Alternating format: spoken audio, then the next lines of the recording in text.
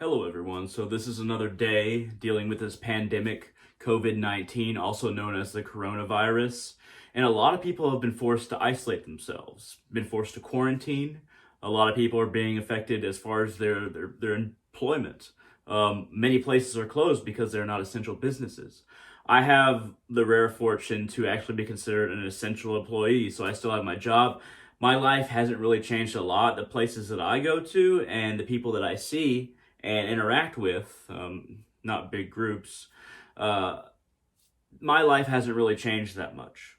My personal life or my job, there's a few differences, but I haven't been affected that much. But there's a lot of people out there who are feeling lonely and isolated, who feel like their life has just stopped.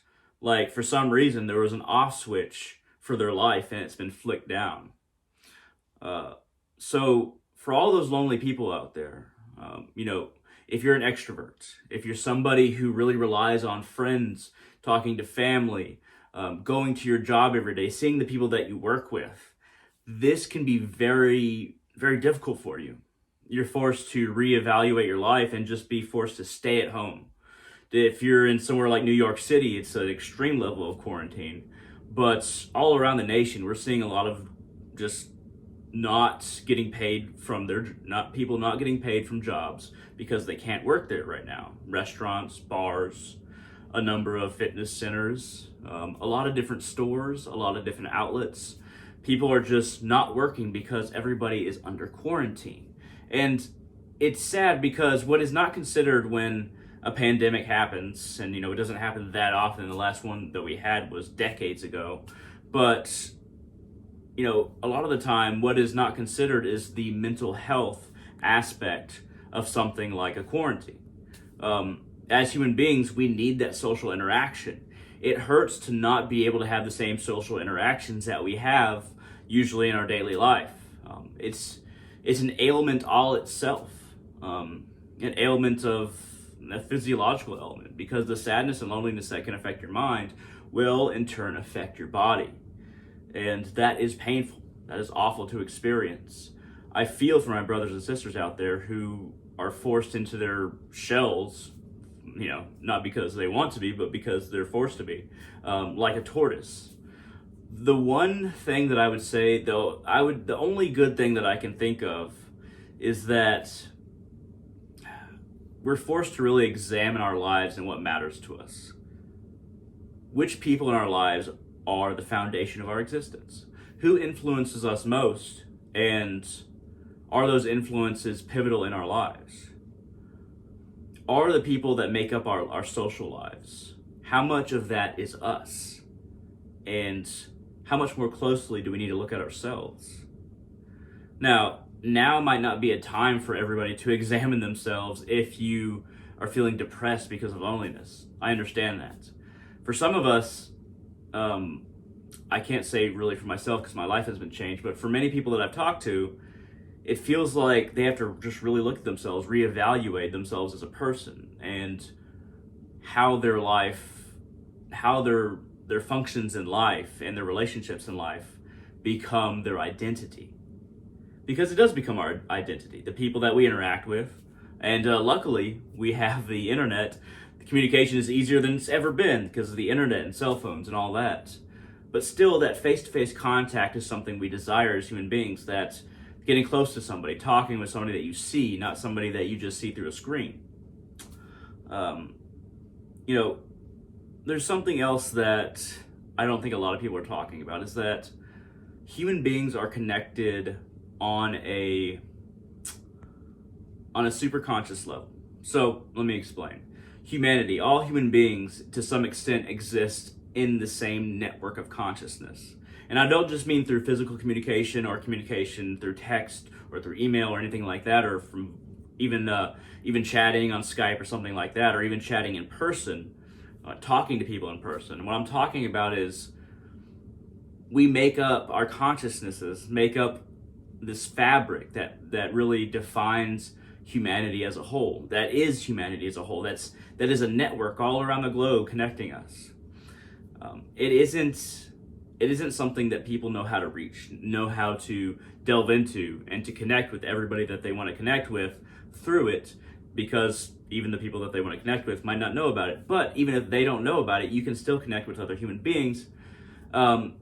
This might sound like astral travel, but it's a little bit different. So what you need to do in order to jump back into this fabric that most people are not considering is to calm your mind, calm your body, perform some kind of meditation. I've described my own form of meditation so many times, I hate to do it again, but the main one that I use, a lot of people that know me are like, oh, he's going to describe it again. Anyway, sitting cross-legged on a meditation cushion, hands like this on your knees, spine straight, eyes to your third eye, and then you want to clear your mind. When you breathe in, just imagine this bubble in your brain expanding, and any thoughts you're getting are just bouncing off it or being pushed out. With every in-breath, the bubble is expanding and pushing out thoughts. With every out-breath, the bubble is expanding and pushing out thoughts. With every in-breath, the bubble is becoming smaller. But then as you breathe out again, more ideas are pushed out. The point of this visualization and meditation is to push out all the thoughts that you're getting so you can clear your mind. That's very useful for spells. It's very useful as just a meditation. It's very useful for visualization. It's useful in a number of ways. You just have to learn this one method, and then you can use that as a jumping off point. So whatever meditation form you decide to use, do that, and then you stay in your meditation posture with your eyes closed. All you have to do from there is picture yourself rising above your body. You're not picturing your body rising above your body or like a replica. You're just basically the eyes that you have, the ability to see, and you raise that above, that invisible ability to see above your body, and you gaze upon your room or your house, and then you go a little bit further. You gaze around the property. Picture what it looks like, the wind moving the plants, the smells, all the different pieces that compose your environment directly above your house when you're looking around. And then you go a little bit higher and higher, and you just got to keep on picturing little steps above yourself to where you see a little bit more, a little bit more, a little bit more. And then you picture strands all over in the sky leading into every house. You picture these strands of light that are casting a net into every place where people are. Imagine these strands feeding into different houses. Imagine these strands, the further you go up, feeding into the town, into the city, into the state, into the country, and all around Earth. Slowly progress further and further above. Don't do it quickly, but slowly take in everything that you see and see all these strands of white or light blue light going to every single person around the Earth. And then once you can visualize that, you gaze upon that, no matter what level you want to bring it to. You can bring it all the way to seeing an entire side of Earth. But usually you kind of want to just do it for your town to begin with and really focus on that and try that a few times. You don't want to have like a big area with the first few times you try this. But what you do is that you picture those strands and it's like a net around the Earth. And then you take your consciousness and then you plug yourself in. You picture yourself directly going into any part of the net. So between these strands coming out of houses, you want kind of squares that connect everything, just like a net. You dive into that net, and then you just exist there in that. Just to picture white light. Just feel what it feels like to be in that net. Not just picture, but feel what it feels like to exist within human consciousness. Become a part of the net, travel around in it. Not with the visualization, not with the seeing it, but through feeling. You see only white light because all of these sections of the net are white light, so you just feel yourself moving around the net of consciousness. You might want to take yourself to a friend's house. You might want to take yourself to a family member's house. But just feel yourself going throughout the net. Feel what human consciousness feels like and how everyone is connected. That's one way to astral travel if you get it down. Don't expect to get it down within the first, second, third, fourth, or fifth time you do this. Do it progressively, do it slowly, but you will slowly start to feel that we are all connected and that this isn't just a visualization, it's actuality. So we must follow the CDC's recommendations. But first and foremost, before anything else that you do spiritually, follow what the CDC says to do. Call your doctor. Follow what they say to do. Contact or go to a hospital. Do what they say to do, or put yourself into care if you feel like you have symptoms. Do not simply rely upon a spiritual, religious, or any kind of path that is not what medical professionals as a whole say to do. Listen to the CDC first, listen to doctors first, listen to professionals first. But once you do that, remember, you have spirits and gods you can contact. And there is a particular one that I would like to recommend to you. Once you do everything the CDC says, once you do everything the doctor says, once you do everything the hospital wants you to do, even if you have to check yourself into a hospital, then once you have all that covered, assuming you're still able to do a spiritual act and you're not in a hospital bed. If you're in a hospital bed, you might not be able to do this. You might be able to say this prayer, but you're not going to be able to do the small ritual that I'm talking about. But if you feel like your family or somebody in your family or yourself might be suffering symptoms and you've done everything the CDC says, and if you check yourself in the hospital, just listen to what they say, stay in the hospital. I don't want to give you advice that it goes against what you should medically do. But let's assume that you're just worried about others. Let's not say that you're even sick with COVID-19. I don't want to give you instructions about what you should do when you're actually sick.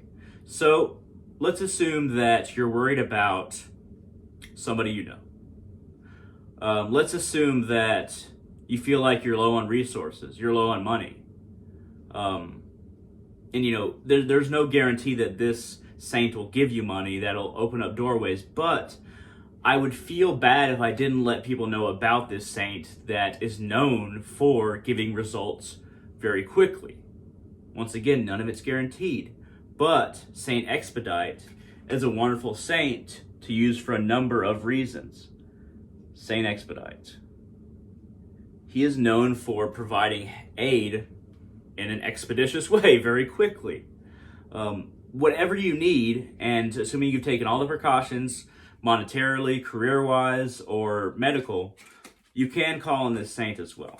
So what you'll need is basically a white candle like this candle, 7-day candle, easy to buy, just $1, $2. If there's a grocery store you feel safe going to, buy a few of these. $1 to $3 at most. Buy some of these. Buy some olive oil. I tend to use spiritual oil, which is this Crown of Success oil, for a lot of my dedicating or offerings of an oil to a saint or to a spirit or to a god. But you can use regular olive oil.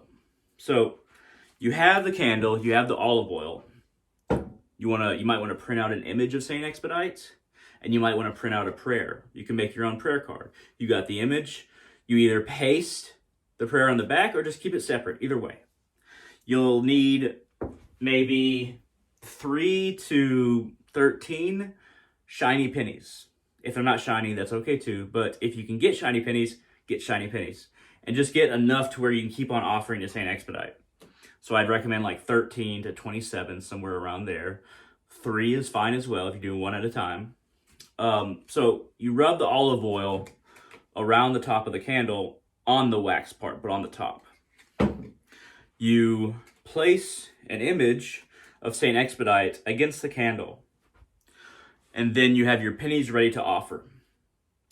Light the candle, and then I guess you would have to have the prayer separate for this example that I'm giving. So you have your prayer. This is a prayer card for Saint Expedite you can buy off Amazon. It might take a while to get to you. You might as well just print off, a prayer for him and also an image of him. So don't even worry about buying it from Amazon unless you really want to. But here's a prayer for Saint Expedite. Prayer to Saint Expedite. May the intercession of the glorious martyr Saint Expedite Recommend us, O my God, to thy goodness, in order that his protection may obtain for us what our own merits are powerless to do. Amen. We supplicate thee, Lord, to inspire by thy grace all our thoughts and actions, that thou being their principle, we may, by the intercession of Saint Expedite, be conducted with courage, fidelity, and promptitude at the time proper and favorable, and come to a good and happy end. Through our Lord Jesus Christ. Amen. Saint Expedite, honored by the gratitude of those who have invoked thee at the last hour and for pressing cases, we pray thee to obtain from the all-powerful goodness of God, by the intercession of Mary Immaculate, today or such a day, the grace we solicit with all submission to the divine will. Amen. And in these prayers, you definitely want to insert exactly what you're asking for Saint Expedite. Say, I need some extra money, or I'm worried about a family member. Please help them.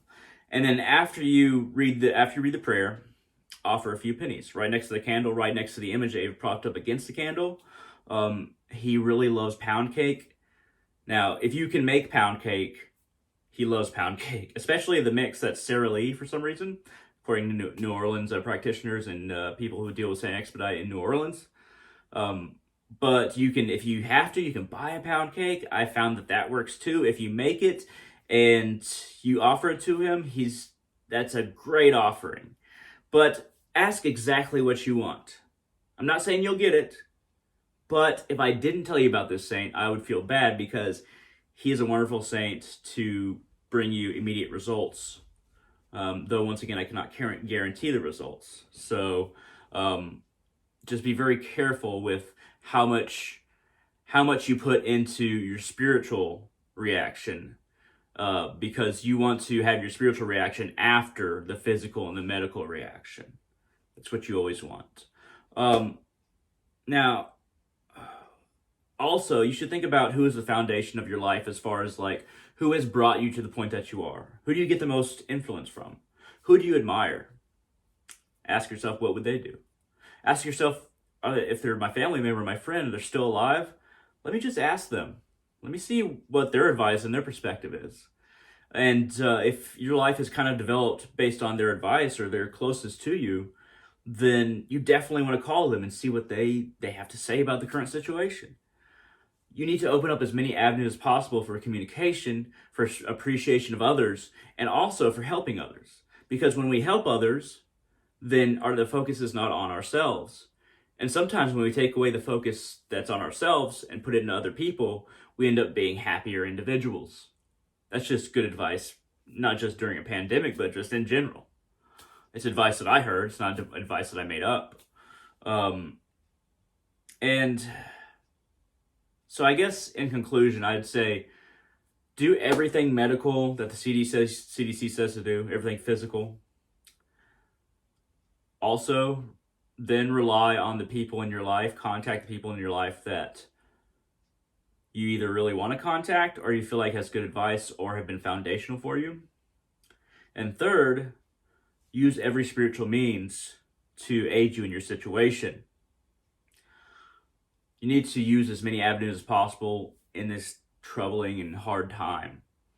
And don't close yourself off to the options that can aid you, even if they're not just the medical options, even if you take those first. You need the social. When you're happier, when you're not stressed from lack of communication, you'll heal better. Your immune system is a little bit better.